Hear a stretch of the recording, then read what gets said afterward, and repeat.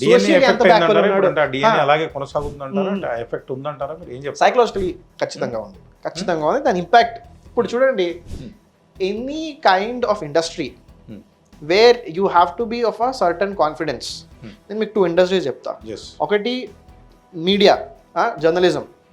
Journalism ఎవరైనా journalist అవ్వచ్చు, Right. ఎవరైనా టీవీ దీంట్లోని యాంకర్స్కి అవ్వచ్చు. కానీ దీనిలో కాస్ట్ కాంపోజిషన్ చూడండి, ఎక్కడున్నారు ఎస్సీ ఎస్టీ ఓబీసీస్ కూడా బేర్లీ. నేనైతే ఎందుకు data- లేరంటారంటే వాళ్ళు Confidence. రాజకీయ, సామాజికంగా, ఆర్థికంగా లేరు అనేది కదా question. That is one way. నాకు బేసిక్గా చెప్పాలంటే ఒకటి 2 థింగ్స్. ఒక లెవెల్ వెళ్ళాలంటే మీకు ఒక కొంచెం కనెక్షన్స్, నెట్వర్క్, రెఫరల్స్ ఉండాలి. ఫలానా కమ్యూనిటీస్కి ఆ నెట్వర్కింగ్ కొంచెం ఈజీ.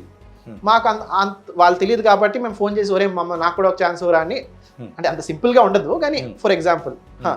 సో అక్కడ ఒక బ్లాక్ వస్తుంది.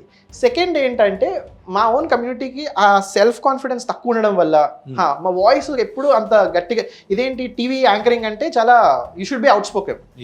ఎక్కడెక్కడ అవుట్ స్పోకెన్ ఇది ఉంటుందో మా కమ్యూనిటీస్ అంత స్ట్రాంగ్ కాదు. It has to do with our own psychological confidence levels.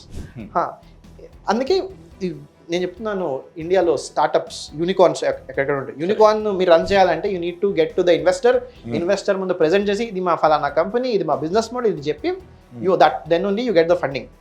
ఏవేవి ఇండియాలో యూనికార్న్స్ ఉన్నాయో 180 అరౌండ్ యూనికార్న్స్ ఉన్నాయి. Almost 0 ST founders. ఎస్సీ కూడా నాకు తెలిసి ఒక్కలో ఇద్దరు, అది కూడా నేను సర్నేమ్ బట్టి ఎస్టిమేట్ చేస్తున్నా.